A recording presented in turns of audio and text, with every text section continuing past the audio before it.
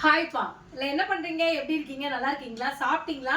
இன்னைக்கு மதியம் நம்ம வீட்டில் சூப்பரான லஞ்ச் பண்ணியிருக்கேன். அதனால தான் வீடியோவே போடுறேன். இன்னைக்கு நான் வேலைக்கு போகல, வேலைக்கு லீவு போட்டுக்கலாம்னு நினச்சிக்கிட்டு தான் இருக்கேன்.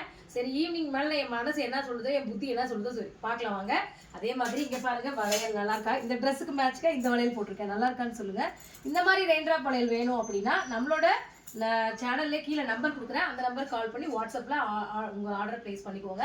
ஏன்னா பிளாக்ஸ் ஆஃப் கல்லுன்னு சொல்லிட்டு நம்ம என்னோட பொண்ணோட சேனல், அதில் என்ன டீட்டெயிலாக போட்டிருக்காங்க. சரி வாங்க, நம்ம என்ன லஞ்ச் பண்ணும்போது பார்த்துருங்க. வாங்க வாங்க. சுட சுட சாதம் போட்டுக்கலாம்ப்பா.